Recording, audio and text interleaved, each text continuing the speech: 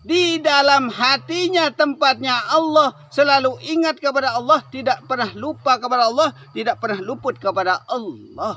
Hanya Allah saja yang ada di dalam ingatannya, hanya Allah saja yang ada dalam pandangannya, hanya Allah saja yang ada dalam geraknya, hanya Allah saja yang ada di dalam batinnya, hanya Allah saja yang ada dalam wujudnya, hanya Allah saja yang ada dalam kalamnya. Nah itu, inilah cara-cara orang makrifat kepada Allah Subhanahu wa taala. Hanya Allah saja yang ada dalam napasnya, maka nupus napasnya Allah. Bagaimana mau menjadi napas Allah kalau tidak disertai dengan kalimah-kalimah Allah, kalau tidak dibarengi dengan Allah, tidak merasa beserta dengan Allah, bagaimana kita mau menjadi napasnya Allah? Nah itu, kalau kita tidak bernapas beserta Allah, jangan sampai kita dihitung kematian kita ini adalah disamakan dengan kematiannya binatang, anjing dan babi. Nah itu, maka ingatlah napas ini adalah napasnya Allah. Barengi dengan kalimahnya. Tapi di dalam hati, di dalam batin, jangan dizahirkan. Haram hukumnya kalau dizahirkan. Itu. Maka janganlah engkau menzahirkan Allah. Itu.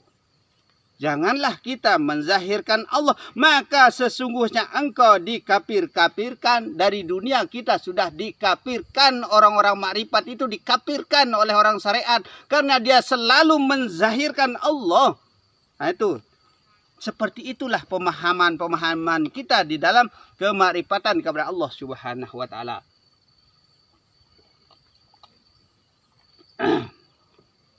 Janganlah engkau menzahirkan Allah. Jangan sampai kita dikafir-kafirkan oleh orang. Itu. Yang zahir maupun batin adalah Allah. Ingat itu.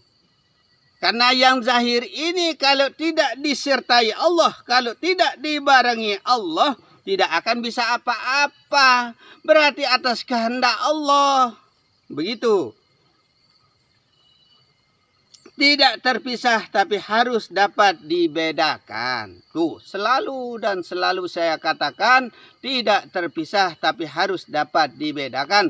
Kalau kita tidak dapat membedakan antara luar dan dalam, zahir dan batin, inilah yang bikin kita keliru dari dalam makrifat. Itu jadinya makrifat, bukan jadi makrifatullah, menjadi makrifat kepada Allah. Nah itu. Jangan sampai seperti itu jadinya. Nah, itu. Maka pahamlah ilmu ini, pelajarilah ilmu ini dengan baik. Renungkan, hayati dengan baik. Ilmu ini pelajari dengan saksama. Pahami kalimah-kalimah harful. Pahami mana yang merupakan metamor. Pahami yang mana yang merupakan sindiran. Tapi di sini yang sindiran, yang metamor, semua itu sudah saya jelaskan sedetil-detilnya. Maka sebagian besar di sini ya, kita tidak terlalu banyak dalil, tidak terlalu banyak hadis. Kenapa? Supaya benar-benar kita paham maksud dan tujuan daripada kalimah. Karena dalil itu adalah suatu keyakinan untuk kita meyakini suatu kalimah. Nah sekarang keyakinan kita, keimanan kita kepada Allah Subhanahu wa taala, makrifatlah kepada Allah, merapatlah kepada Allah. Nah itu, tidak ada wujud diri selain Allah. Yang berwujud-wujud ini adalah Allah. Allah nyata, Allah serta pada diri. Allah itu nyata, Allah itu serta pada diri. Tiada aku lihat segala sesuatunya, melainkan semua itu disertai Allah. Semua itu dibarengi dengan Allah. Ingat itu, kita ini juga dibarengi Allah, maka janganlah kita merasa jauh dengan Allah. Jika tiada kehendak dari Allah, ya, mustahil akan terjadi segala sesuatunya itu. Nah, kalau tidak ada kehendak Allah, ya, tidak bisa apa-apa kita. La haula wala. Tidak bisa apa-apa ya kecuali atas kehendak Allah. Begitu. Tiada Tiada yang berkebetulan, semua itu adalah fakta kenyataan perjalanan Allah. Itu semua itu ya, tidak ada yang berkebetulan. Semua itu adalah lakonnya Allah, perjalanannya Allah. Nah itu, maka disebut perjalanannya Allah. Lakonnya Allah, Allah yang melakoni semua ini di dalam hidup kita ini. Nah itu, susah, senang, menderita. Orang istrinya banyak, orang istrinya satu, orang yang tidak dapat menikah dan banyak sekali. Jangan heran. Itu semua adalah lakonnya Allah. Allah yang melakoni, Allah yang menjalankan, begitu. Kita harus pasrahkan semua kepada Allah. Kalau tidak ada jodoh kita, ya memang Allah belum memberikan jodoh. Kalau memang sudah jodoh kita, ya memang kita akan dapatkan 1 atau 2 atau 3. Maka terjadilah orang yang beristri 2, 3 dan lain sebagainya. Jangan kita heran kalau tidak ada takdir dari Allah, tiada kehendak dari Allah, tidak akan bisa terjadi segala sesuatu itu. Maka di sini dikatakan ini adalah perjalanan Allah. Lakonnya Allah, susah, senang, menderita, kaya dan miskin, itu adalah lakonnya Allah, perjalanannya Allah. Itu, maka diibaratkan hidup ini ibarat wayang. Wayang itu adalah perumpamaan manusia, yang melakoni adalah dalang. Dalang itu artinya dalil. Nah itu, kelir itu jangan sampai kita keliru. Nah itu maksudnya, gong itu yang paling agung, yang paling besar, harus kembali kepada gong, harus ikuti gong. Kalau tidak ikuti gong, tidak benar suaranya. Gamelan itu banyak corak cara dan banyak bunyinya. Kalau bunyi sendiri-sendiri, kalau dia lakoni sendiri, tidak benar semuanya. Tapi kalau dia ikuti gong, ikuti yang agung, kembali kepada Allah, dalam artinya insya Allah benar semuanya. Maka oleh sebab itu, marilah kita mendekat kepada Allah, mari merapat kepada Allah, marilah kita bermakrifat kepada Allah. Itu Rasulullah SAW saja, aku orang yang paling dekat kepada Allah katanya, aku orang yang paling kenal kepada Allah katanya. Berarti dia orang makrifat. Tapi kenapa kita bantah-bantahan dalam makrifat ini? Itu saling memojokkan, saling menjelekkan, saling menghina, saling menghujah dan lain sebagainya. Itu saya rasa tidak benar itu. Rasulullah SAW juga menganjurkan kepada kita, man arafa nafsahu faqad arafa rabbahu. Kita dianjurkan, kalimat anjuran ini secara tidak langsung loh, Rasulullah menganjurkan kepada kita untuk bermakrifat kepada Allah. Yang artinya barang siapa yang mengenal dirinya, barang siapa yang tahu dirinya, maksudnya dia sesungguhnya dia telah tahu Allah, dia sudah kenal Allah, dia sudah paham Allah. Bukankah kalimat ini adalah kalimat anjuran? Semua orang tahu loh hadis ini, semua orang paham hadis ini, hadis sahih, hadis secara langsung dari Rasulullah. Berarti ini anjuran untuk kita mengenal Allah, anjuran untuk kita merapat kepada Allah, anjuran untuk kita makrifat kepada Allah Subhanahu wa taala. Begitu. Ikhlas itu pasrah, ya, serah, sembah. Apa yang ada pada dirimu, semua itu hak milik kepunyaan Allah. Itu kita harus serahkan, ikhlaskan semua. Harta benda, susah senang, apapun harus kita pasrahkan kepada Allah. Itu hilangkanlah birahimu, kata Rasulullah. Sampai birahi pun disebut oleh Rasulullah. Hilangkanlah birahimu, kecuali engkau birahi beserta Allah.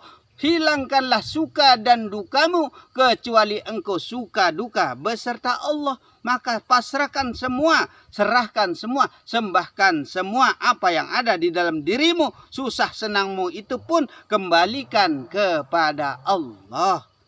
Begitu. Sebagai kunci ilmu dari Allah, untuk Allah dan dengan Allah. Nah itu kunci ilmu. Innalillah itu tadi. Syariat, tarekat, hakikat dan makrifat tidak akan pernah bisa terpisahkan. Syariat badan, tarekat hati, ya. Hakikat itu nyawa, makrifat itu roh. Siapa yang bisa hidup tanpa roh? Coba saya lihat orangnya. Siapa yang bisa hidup tanpa roh? Makanya kalau kita tidak makrifat kepada Allah, bagaimana? Siapa bisa hidup tanpa nyawa? Siapa yang bisa hidup tanpa hakikat? Atau tanpa tasawuf? Kamu lihat orangnya, tidak bernyawa dia. Siapa yang bisa hidup tanpa tarekat? Siapa yang bisa hidup tanpa hati? Siapa yang bisa hidup tanpa syariat? Siapa yang bisa hidup tanpa badan? Maka arti syariat itu kata Rasulullah secara langsungnya badan. Arti tarekat itu kata Rasulullah hati. Arti hakikat itu kata Rasulullah nyawa. Arti ma'rifat itu kata Rasulullah roh.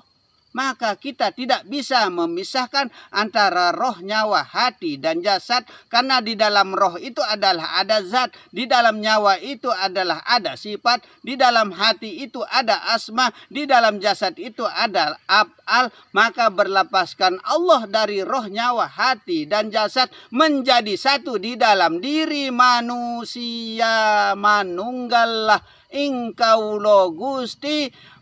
Kaulo dan Gusti manunggal menjadi satu di dalam Allah, di dalam zat, sifat, asma, dan af'al. Maksudnya begitu. Orang yang benar adalah orang yang dekat dengan Allah. Berarti makrifat kepada Allah. Itu. Itulah ma'rifatullah. Orang yang mengenal kepada Allah. Orang yang paham Allah. Orang yang tahu diri. Orang yang kenal diri. Tuh. Kalau kita tidak ma'rifat kepada Allah, bagaimana kita mau tahu diri? Bagaimana kita mau paham diri? Kalau kita dibilang kamu nggak tahu diri, marah kita. Itu. Kalau kita dibilang nggak tahu diri loh, kita marah. Tapi kenapa kita tidak mau ma'rifat? Heran kan, bertentangan kita. Kalau dibilang tidak kenal diri, nggak tahu diri, kita marah. Tapi kok nggak mau ma'rifat kepada Allah? Ma'rifat itu kan mengenal diri, paham diri. Nah itu, tapi kenapa kita tidak mau ma'rifat? Kalau kita dibilang tidak tahu diri, marah. Wah, makanya kita ini serba bingung kita sama orang-orang. Nah, seperti itu. Makanya pahamlah ilmu, tahu sejatinya diri. Itulah ilmu mengenal jati diri.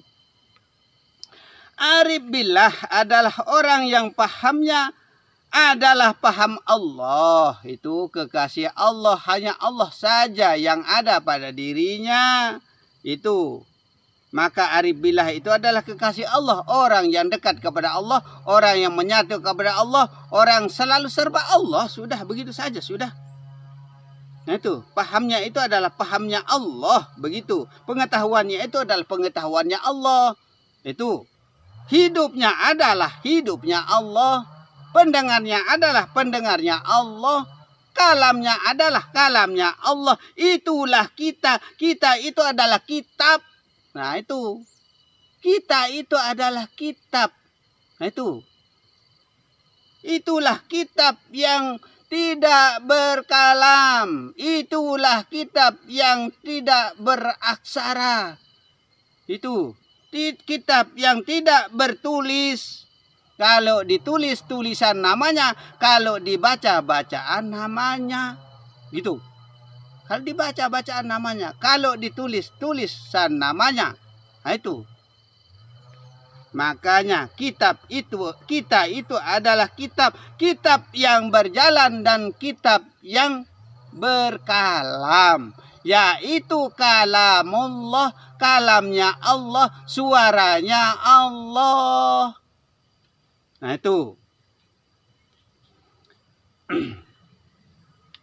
Hu itu adalah hidup. Nah, hu itu adalah hidup. Maka hidupkanlah napasmu dan kalimat hu. Artinya dia. Hu Allah. Dia Allah artinya. Nah, hu itu adalah hidup. Maka hidupkanlah napasmu dengan kalimat hu Allah. Itu. Supaya benar-benar kita hidup.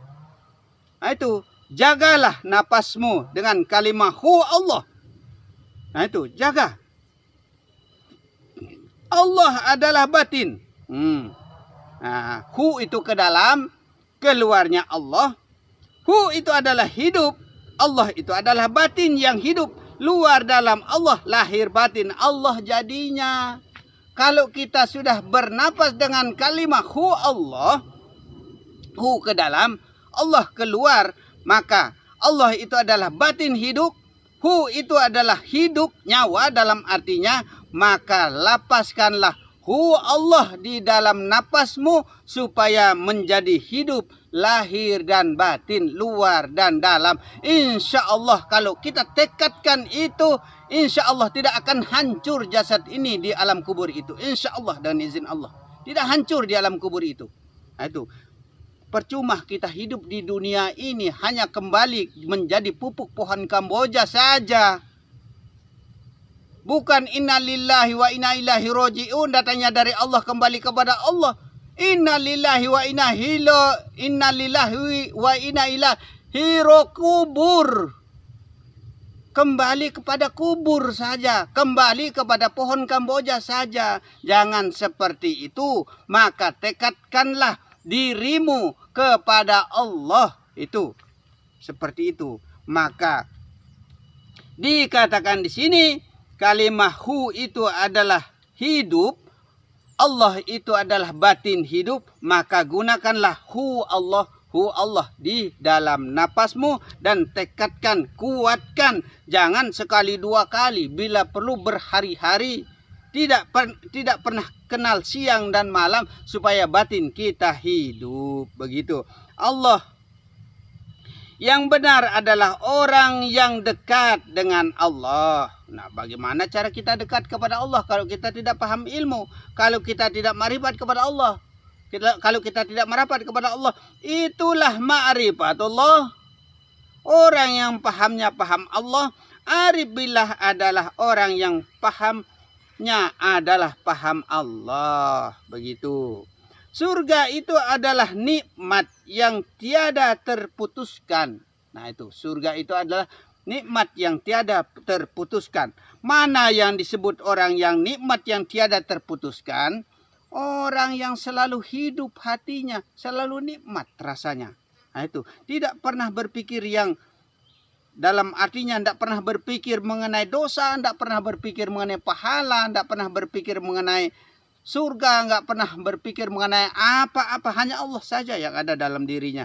Maka timbullah nikmat itu. Surga itu adalah nikmat yang tiada terputuskan. Maka hiduplah ia dari dunia dan akhirat. Ini bahkan kata Rasulullah, caranya kalau menurut Rasulullah, tiada aku lihat segala sesuatunya, melainkan semua itu disertai Allah. Maka kita ingat, apa yang ada di alam ini dibarengi Allah. Apa yang ada pada semua manusia juga ingat dibarengi Allah. Maka janganlah kita sakiti dia. Janganlah kita bunuh dia. Karena yang ada di dalam dirinya orang lain itu adalah hidupnya Allah. Jangan kita mendahului dalam artinya bunuh-bunuhan, kita samakan diri seperti sifat-sifatnya binatang, saling bunuh-membunuh. Jangan seperti itu. Itu namanya kita mendahului kehendak. Maka dosa yang paling besar itu adalah berzinah, memfitnah, dan membunuh. Kalau bisa jangan dijalankan. Begitu. Rampok orang kita bunuh. Ada kejengkelan kita bunuh. Kita tusuk dari belakang. Masya Allah. Yang membunuh dan yang dibunuh sama saja besar dosanya.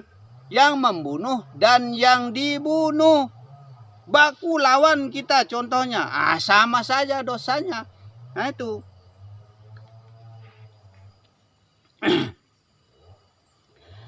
Tiada aku selain aku, pengakuan Allah kepada dirinya. Itu Allah aku diri, maksudnya Allah menjadikan segala sesuatu untuk dirinya, bukan untuk kita. Itu Allah menciptakan dunia langit seisinya ini untuk dirinya, bukan untuk kita. Karena kita selalu merasa diri, jadi merasa diri ada. Kita selalu merasa diri ini kita yang memiliki, kita yang punya. Padahal manusia itu tidak ada sebenarnya. Yang ada hanyalah zat, sifat, asma, dan af'al menjadi satu di dalam Allah. Itu yang ada sebenarnya. Datangnya dari Allah, maka kembalinya kepada Allah semua itu. Itu. Aras kursinah, tempat duduknya Allah di dalam diri manusia. Aras kursi nah tempat duduknya Allah yaitu di dalam diri manusia. Nah, itu. Syarat orang yang bermakrifat kepada Allah adalah pertama orang pintar-pintar sekalian, orang bodoh-bodoh sekalian. Kalau setengah-setengah, kalau tanggung-tanggung pengetahuan kita ini tidak paham kepada ilmu ini. Nah itu. Orang cacat lebih bagus karena merasa terhina. Orang tua lebih bagus karena dia merasa orang sudah tinggal matinya saja. Nah, ini orang-orang yang bisa memahami ilmu kemakrifatan ini. Di luar itu tidak sampai pemikirannya. Itu. Sekalipun sampai pemikiran, malas dia. Kenapa malas? Sibuk dengan urusan dunia, sibuk dengan menonton, sibuk dengan segala-galanya. Nah, akhirnya tidak tercapailah kemakrifatan kepada Allah Subhanahu wa taala. Nah, itu. Untuk membuktikan keyakinan atau keimanan tentang nyatanya Allah di dalam diri harus dengan jalan musyahadah, menyepi dan berkhalwat, membuktikan kebenaran seperti Nabi Muhammad berada di dalam gua Hiro. Nah itu seperti Nabi kita Nabi Muhammad berada di dalam gua Hiro. Kalau kita kurang percaya ya dengan ilmu ini, kalau kita tidak yakin dengan perkataan-perkataan ini ya, kita harus buktikan. Buktikan dengan kita menyepi, pergi ke tempat yang sepi, berkhalwat, membuktikan kebenaran Allah itu supaya benar-benar kita yakin, supaya timbul keimanan kita kepada Allah Subhanahu wa taala. Kalau kita sudah yakin ya beriman kita kepada Allah. Sudah tidak akan bisa digoyah-goyahkan seperti batu karang itu sekalipun diterjang badai, sekalipun diterjang ombak ya, tidak akan bisa roboh, gugur dalam artinya. Itulah orang-orang yang betul-betul kemakrifatan kepada Allah Subhanahu wa taala. Orang-orang yang betul mengenal kepada Allah, merapat kepada Allah, begitu. Kedua, harus dengan jalan mukasyafah. Nah, itu mukasyafah itu ilmu amalan yang bisa membuka rahasia Allah. Nah itu kan sudah kita lontarkan di konten-konten yang lalu. Ketiga, harus dengan mahabbah, cinta kepada Allah. Itu cara kita membuktikan kebenaran Allah. Tapi dengan syarat, dengan catatan ya, kalau kita belum paham ilmunya Allah ya, kalau kita belum kenal ilmu makrifat ini, belum bisa juga mendapatkan petunjuk. Kalau kita belum paham, belum bisa merincikan Alkitab itu, belum juga kita bisa mendapatkan petunjuk. Karena harus mengenal, yaitu mengenal alamnya, mengenal Allah, mengenal pencipta dan keterciptaan diri, mengenal Alkitabnya, mengenal malaikat dan mengenal Nabi.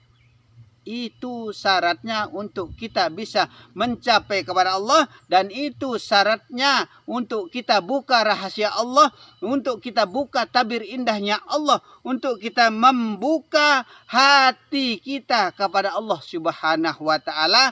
Karena sesuai dengan perkataan Rasulullah, syarat orang yang sah diterima di sisi Allah Subhanahu wa taala atau orang yang akan menduduki surganya Allah itu adalah orang yang sudah mendapatkan petunjuk dari Allah Subhanahu wa taala. Ini kata Rasulullah, tinggal kita baca diri, kita sudah mendapatkan petunjuk atau belum. Kalau kita belum merasa mendapatkan petunjuk dari Allah, jangan mimpi untuk menduduki surganya Allah. Jangan mimpi untuk menjadi orang-orang yang benar di hadapan Allah Subhanahu wa taala. Jangan menghayal pahala kita sebesar gunung Uhud. Jangan menghayal bahwa surga itu adalah milik kita. Kita tidak pernah menciptakan surga dan kita tidak pernah menciptakan segala-galanya. Semua itu adalah hak milik kepunyaan Allah Subhanahu wa taala. Nah itu, maka cintailah dan sayangilah semua makhluk yang ada di alam ini berikut.